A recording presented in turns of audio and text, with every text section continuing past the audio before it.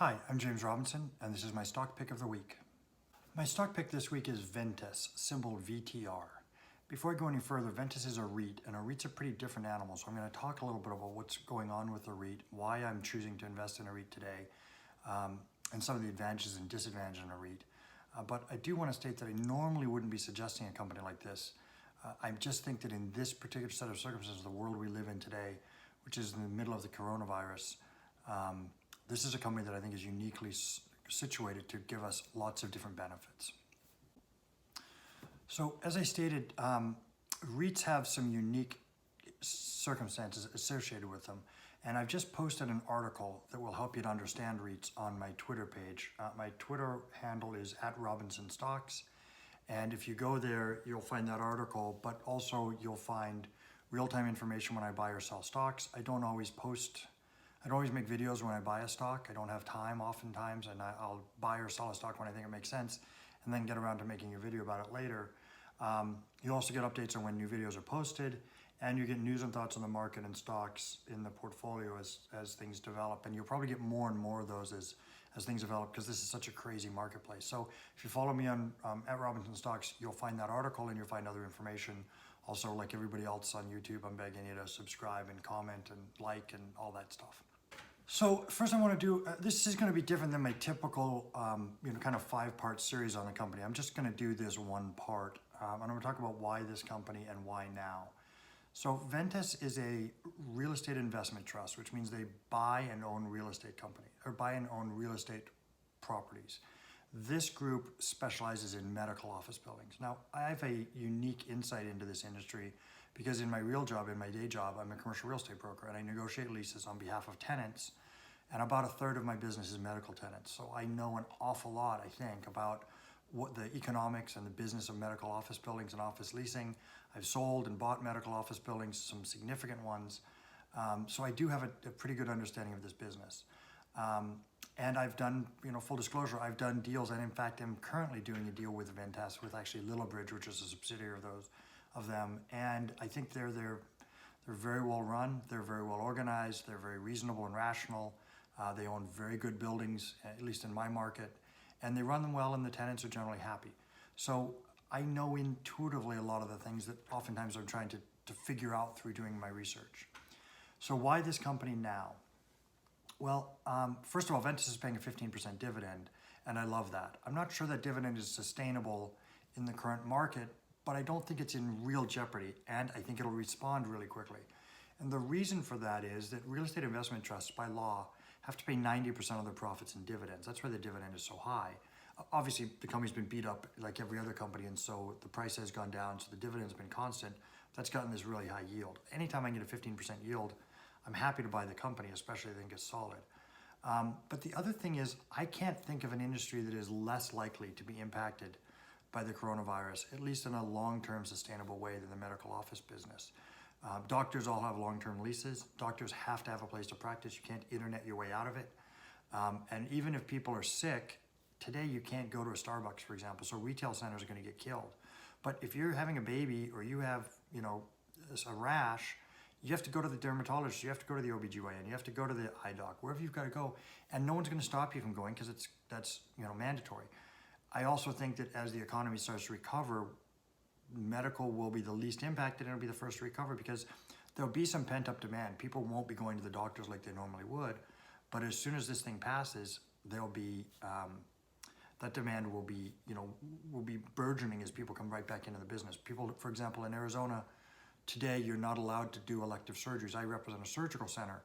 They have 3 or 4 surgical units in their facility. It's a large 20,000 square foot facility, and they've been told they can do no surgeries that are not emergencies.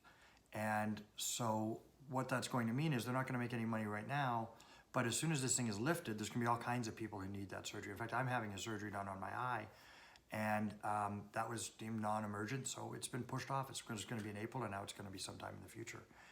So I know that the demand is going to be pent up and it's going to return quickly. That's not the reason I think the dividend may not be completely sustainable in the immediate term. Is I think some portion of the tenants are going to say, hey, listen, we need to stop paying rent. And I think they're going to get away with that because of something called force majeure, which says if there's some act of God that keeps one party or the other from performing under the terms of a contract, that isn't really a default. And in fact, I'm representing a number of tenants right now who are in those situations, and we've gone to landlords and said, hey, we can't pay rent, and the landlords have been very understanding. So again, I'm telling you to buy Ventas because I understand the industry, I think, very, very well. I understand their properties, at least in Arizona, very well, and I suspect that they're representative of other places. I think that the industry is in good shape. I like the 15% dividend, and I'm going to talk about some other stuff why I think you should buy it in the next few slides. So first, a brief overview. This is as of March 23rd, 2020. The market cap for Ventas is $8 billion. It has revenues of $3.86 billion, profits of $433 million, a PE ratio of 18.48%, a dividend yield of 15.87%. The company does, however, have $12 billion of long-term debt. But again, you have to understand with REITs and with commercial real estate in general, a significant amount of debts are not unusual. And about that $12 billion in debt, I really believe interest rates are, we know that the Fed has reduced interest rates to almost zero. Those haven't shown up yet in mortgage rates, but I think that they will. And when they do, I think that Ventas is going to be able to refinance 100% of their debt at, call it 1% less. Well, 1% less interest rate on $12 billion is $120 million. So I could see them getting a windfall of about $120 million or more to their bottom line as a result of these lower interest rates in the marketplace. So Ventas is a Fortune 500 company. It has a diverse portfolio of about 1,200 assets in the United States, Canada, and the United Kingdom.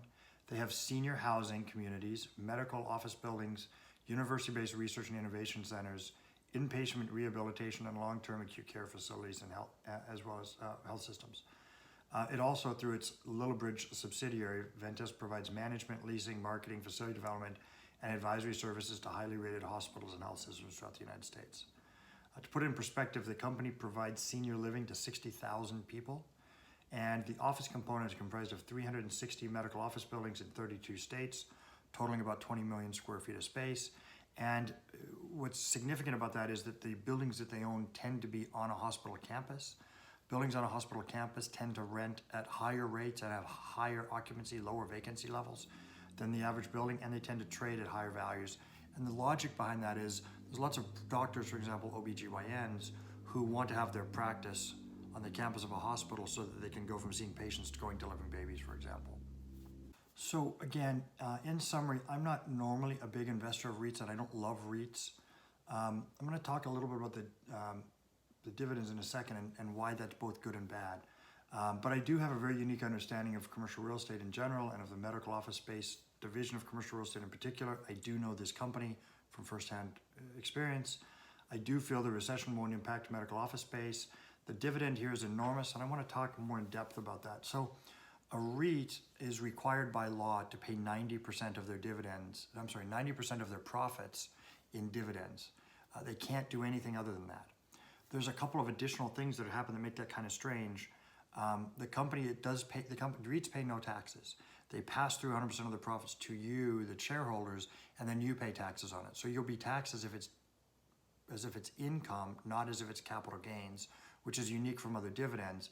But again, you're getting paid the profit without the parent company having paid the income tax. So it generally works out to be a benefit. Another issue with these dividends is very often REITs pay dividends that are greater than their profits. And that sounds hard to understand, but you have to understand that at least in the American tax system, there's this issue called depreciation. And what that means is that a building, let's say a building's worth $100 million and it has a 20-year depreciation structure, to use easy round numbers. That would mean 5% of the building, or $1 million a year. It's a $20 million building, so a 20-year reduction in value means that $1 million a year, you get to write off as if the building has lost that value. And that depreciation isn't money you have to spend, it's not a cost, but it does offset your profits by that $1 million. It's a little complex, but just trust me, it does make sense, and it is possible for a company to make more money in cash flow than it makes in profits, and then to pay dividends on the cash flow. So it's a little, the dividend issues, it's not a big problem. You're not going to worry about it. When you get your dividends, you're going to get a form with your taxes. It's not a big problem, but it is just a little bit unique. You need to understand it. But one of the things, again, that's really important here is won't be surprised if enough of Lillibridge's tenants come back and say, hey, we need a break, that Little Bridge doesn't make as much money in the next couple of quarters as they have in the past. But it'll bounce back very quickly because all of their tenants have leases and will have to pay rent once the economy recovers. And more importantly, when that bounces back, the dividend has to immediately shoot back up. So the dividend today is 15% and change. It might cut in half to 7. It might cut in half again to 3, but that's a very short-term blip and it's going to come right back. And remember, we're buying it today and we're going to get that dividend in the future based on our investment today. So I think this is the kind of company that could double or triple in 2 or 3 years. I think this is a company that dividend will, a year and a half from now, still be the 15% on today's investment. So I love this company in these circumstances and would suggest you buy it without reservation. Finally, I want to just touch out on a personal issue that, look, we're all dealing with this coronavirus issue wherever we are, and I'm kind of, I get emails and texts from people from all over the world as a result of this thing, and it's really cool. But look, we're all in this together, and I believe these markets are going to be churning and going to be going up and down significantly for the next few weeks. I believe the economy is going to be bad for the next few weeks. I think you should take enough money out of the market to make sure your family has food and supplies and whatever is important to you. But I also think there's fantastic values out there right now. And I think if we work together and we think through these things and we try and decide what assets are least likely to be affected and what assets are most quickly to bounce back, we can do create real benefits for our family by doing that research. So again, I'm always looking for insights. So if you have an idea for a company or an industry that you think is going to do great in the short and mid-term, and that I should be analyzing. Usually I don't really ask people for their advice because I would get so many things and get torn in so many different directions, and I want to kind of stick to my knitting and do what I think works for me. But I think this is a time we should all be working together and trying to help each other out. So if you have something, write me and tell me what your idea is, and I'll try and do a video on it if I think it makes sense. And again, as always, let me know where you're writing from and let me know how things are going where you are. So anyways, thanks guys. I appreciate your time.